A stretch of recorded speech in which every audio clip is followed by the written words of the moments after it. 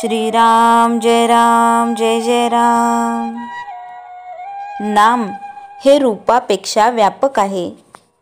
समजा मी तुम्हाला प्रश्न विचारला की आनंद म्हणजे काय, तर एखाद्या आनंदी मुलाकडे बोट दाखवून तुम्ही म्हणाल की हे पहा, इथे आहे आनंद। इतकेच नव्हे तर याप्रमाणे आनंदाने खेळणारी मांजराची पिले, उड्या मारणारी लहान वासरे, हसणारे स्त्री पुरुष, फुलांनी बहरलेल्या लता यांच्याकडे बोट दाखवून इथे आनंद आहे असे तुम्ही म्हणाल।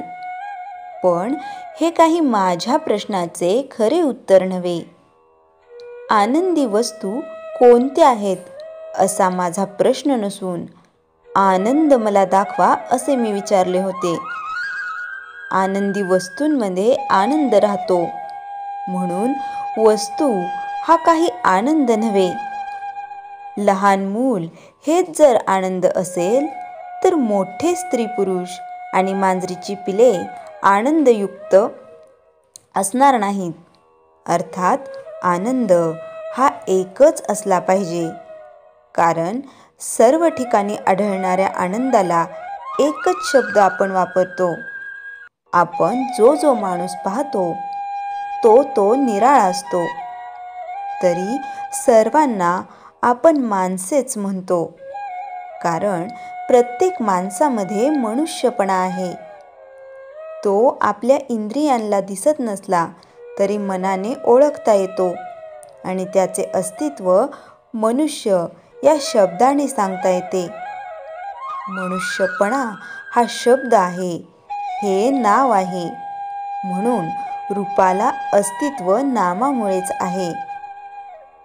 प्रत्येक वस्तूचे बाह्य रूप तिच्या नामामुळे टिकते।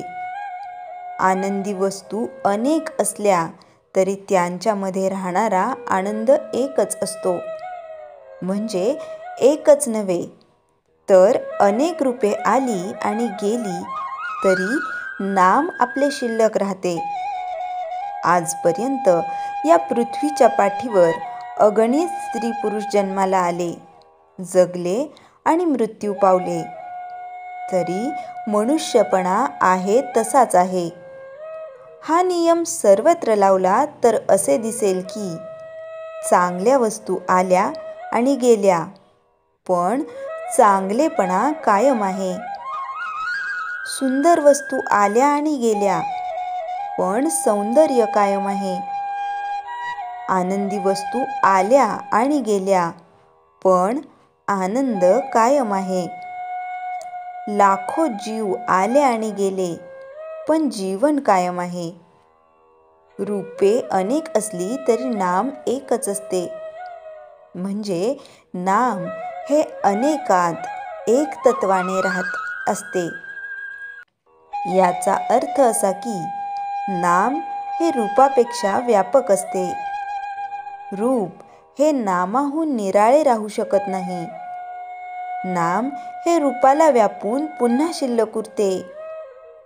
नाम हे दृश्याच्या पलीकडे आणि सूक्ष्म असल्यामुळे त्याला उत्पत्ती आणि विनाश, वाढ आणि घट, देश, काल, निमित्ताच्या मर्यादा आणि इत्यादी कोणतेही विकार नाहीत। म्हणून नाम हे पूर्वी होते, आज आहे आणि पुढेही तसेच राहील।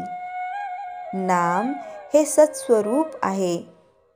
नामातून अनेक रूपे उत्पन्न होतात आणि अखेर त्याच्यामध्ये ती लीन होतात।